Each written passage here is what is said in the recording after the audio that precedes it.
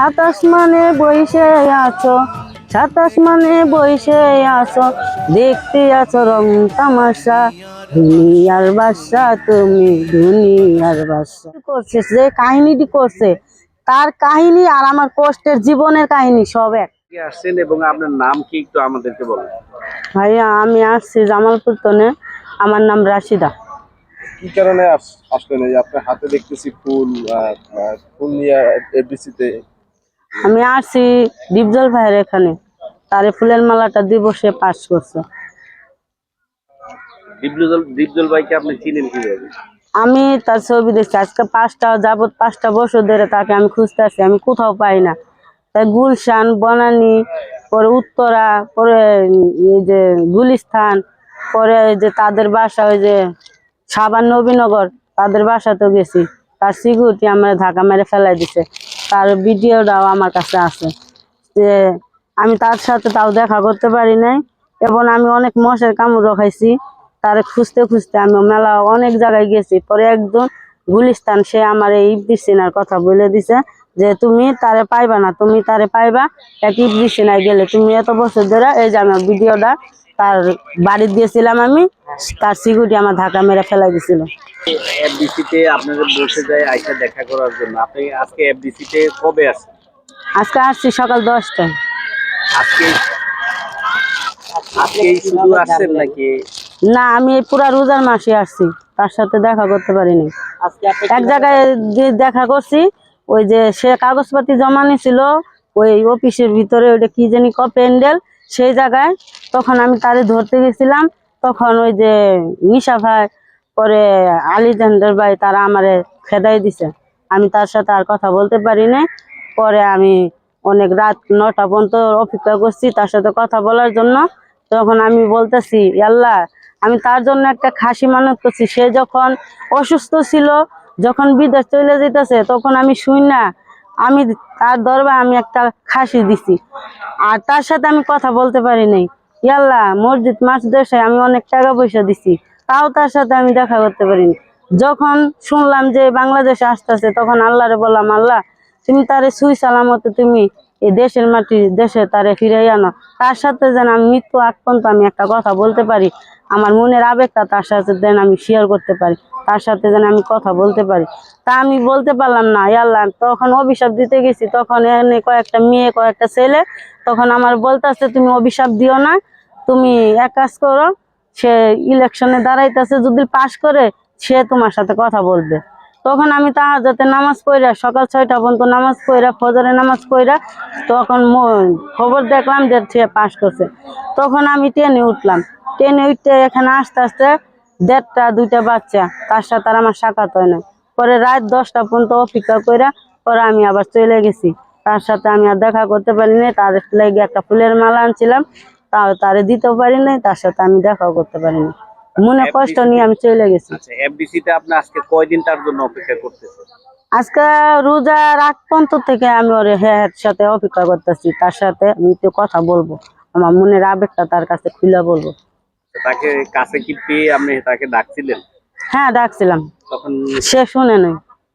একটু কিছুই শুনে না, কিছুই শুনে নাই। আপনার দিকে তাকায়? না, এখন আজকে এখানে তার সাথে কি দেখা হয়েছে আপনার? না, আমার সাথে এখনো দেখা হয় নাই। আমি সকালে 9টার দিকে আসছি, 10টার দিকে। ঢাকা এই আপনাদের জামালপুর থেকে আসছেন কতদিন হলো? আমি জামালপুর তো আসছি 3 দিন, আমার বোনের এখানে। আমি তার সাথে দেখা কইরা পরে যাব, এর জন্য আমি আমার বোনের এখানে আসি। আপনার বোন কোথায় থাকে? সোনিয়াকা। শনির আকরাত থেকে আইসা এসে আপনি প্রতিদিন এইভাবে হ্যাঁ, এইভাবে দেখা করে যাই, কিন্তু আমি তারে পাই না। তার ভক্ত হওয়ার কারণটা কি আপনার? তার ভক্ত হওয়ার কারণটা হলো তার ছবি, তার ডায়লগ, তার একটা অভিনয়। সেই অভিনয় আমার কলিজার ভিতরে লেগে গেছে। মানে তার ছবির যে কাহিনীটা আর আমার মনের এই কাহিনীটা এক সমান এক। এর জন্য হ্যাঁ কাহিনীটা আমার অন্তরে গাইতে গেছে। মানে কি ছবি আপনার? হ্যাঁ, ছবি দেখছি, দাদিমা, চাচু, বেহেস্তের চাবি, পরে হইলো রিস্কাওয়ালা, পরে ওই যে আপনার সানডে মানডে খরচ করে দেয়। মানে হ্যাঁ অনেক ছবি আমি দেখছি, হ্যাঁ ছবিগুলা আকর্ষণ, আম্মাজান ছবি, এটা আরো বেশি আমার অন্তরে হিট লেগে গেছে। এর চেয়েও রানী যে ছবিটা করছে তারে কচু গাছের ডাগার পাতা দিয়ে স্কুলে লয়ে যেত নিয়ে আইতো, আবার ঝড় বৃষ্টি হইলে তারে জাবড়ায় ধরতো, বইন বইন করে তারা আদর যত্ন করে তারে ভাত খাওয়াই দিত। তখন আতে আমার মনের ভিতরে আরো গাইতে গেছে, কিরা আমার যে বড় ভাই থাকতো আজকে তো আমার এইভাবে ভাত খাওয়াইতো। আমার তো কোনো বড় ভাই নাই, বড় বোন নেই, আমি একা। বিদ্যালয়ে কি কি ডায়লগ করেন? আমি তো আর কোনো ডায়লগই আমি শিখি না, আমি যেহেতু কথা আপনি দিই। কেমন বক্তৃতা? আমি ভক্ত তার ছবিতে ভক্ত, আমি তার ছবি দেখে আমি তার ভক্ত। সে একটা গান গাইতো, 27 মানে বৈশা তুমি দেখতে আছো রং তামাশা, এই দুনিয়ার বাদশা তুমি এই দুনিয়ার বাদশা। আবার আরেকটা গান কইতো যে সবাইরে সব দান করিয়া আমারে মা করলো দান। এই গান আমার মানে হ্যাঁ ছবিগুলো আমার হিস্টোরির ভিতরে লেগে গেছে। তার জন্য আমার এই মনের আবেগে দুটো কথা বলার জন্য তার কাছে আমি আসছিলাম। আপনার ঘরে হাতে পায়ে ধরে বল ভালো জায়গায় দেখা হচ্ছে? না, তার হলে আমি কোনোদিন আজ পর্যন্ত যাইনি আমি হলে। তাহলে কোথায় দেখছেন? তার ছবি দেখছি আমি টিভিতে। আচ্ছা, ওনায় তো ভিলেন চরিত্রে অভিনয় করেছেন, সেইগুলো কি আপনার ভালো লাগছে নাকি না, হ্যাঁ আমার ভালো লাগছে দেখি তো আমি হ্যাঁ ভক্ত হয়েছি। মানে সেটা কি ভিলেন চরিত্র নাকি নায়ক চরিত্র, যেটা তার ভিলেন তার ছবি যে অভিনয়টা করতো, মা বোনের আগুনে পোড়া দিত, কাজের মানুষ ভাই, আমি কাজের মানুষ ভাই, আমার কোনো জুরি নাই, আমি কাজ করিয়ে খাই, মাগনা হাওয়া খাই। যার যে অভিনয়টা সেই অভিনয়টা আমার অন্তরের ভিতরে গাইতে গেছে। আচ্ছা, আপনার কি সংসার আছে? হ্যাঁ আমার সংসার আছে, আপনার স্বামী আছে? আমার স্বামী আছে, ফ্যামিলি কয়জন আপনারা? আমার 2 ছেলে আমি। আচ্ছা, তাহলে আপনার ফ্যামিলি আছে, বাচ্চা আছে, আপনার হাজবেন্ড, এই যে আপনি জামালপুর থেকে চলে আসছেন, আপনার হাজবেন্ড কি আপনাকে কিছু বলেনি? না, সে জানে আমি তার ভক্ত, আমি তার কথা শুনি না, আমি চলে আসি, আমি মাঝে মাঝে তার দেখার জন্য চলে আসি। আপনি আবার হাজবেন্ডকে রাইখা চলে আসেন কেন? আপনি কি আমি তার ভক্ত, আমি তার একটু এক নজরে দেখবো, তার সাথে 2টা কথা বলবো, তার পায়ের ধুলাটা আমার মাথা তুলব। মানে এমন কি কথা বলবেন তার সাথে? আমি এমন এই কথাটাই বলবো, আমি আর অন্য যার কোনো কথা বলবো না। তো আপনার আপনার হাজবেন্ড আপনাকে বলে না যে তুমি ভক্ত হও, কিন্তু এরকম ভাবে? হ্যাঁ বলে, তা আমারে অনেক মারধর করে, আমি তার সাথে আমি তার ভক্ত, আমি তারে দেখবো, তুমি জেলে যাও না গেলে না যাও, সে আমার বাধা দিয়ে রাখতে পারে না, আমি চলে আসি।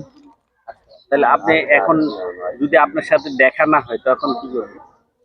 দেখা না হলে তো আমার মনের কষ্ট নিয়ে চলে যেতে হইব, আর আমি বলতে হইব যে আল্লাহ, আমি যার জন্য এত কিছু করছি তার আমি দেখতে পারিনি, সে আমার সামনে আসে নাই, আমি গরিব হয়েছি দেখে কি আমার একটা মান সম্মান নাই, আর আমি কি এতই অসহায় হয়ে গেছি তার সাথে দেখা করতে পারি না?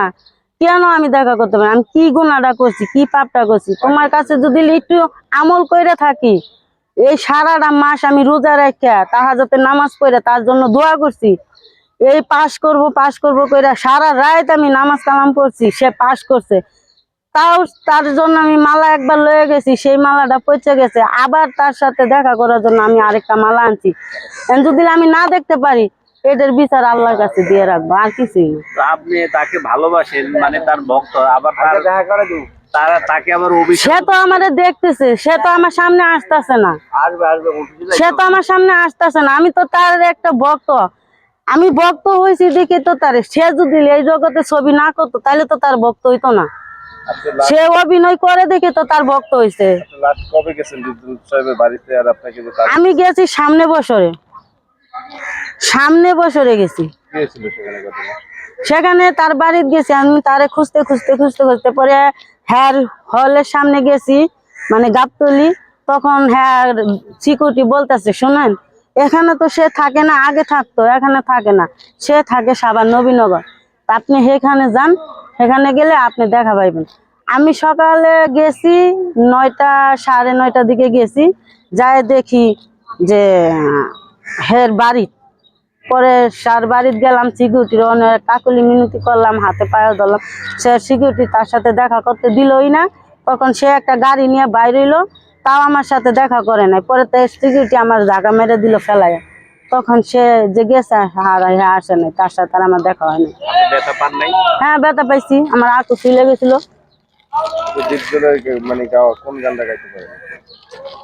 আমার ওই যে 27 মানে বৈশা আছো দেখতে আছো রং তামাশা। আচ্ছা, আপনি এই যে ভক্ত দীপজলে, তাই না? হুম। এলাকার মানুষ তো আপনাকে দেখবে, মানুষ কি মনে করবে আপনাকে? কে কি মনে করলো তা আমাদের আর বিষয় না, আমি তার যে বক্তা আমি এটি জানি।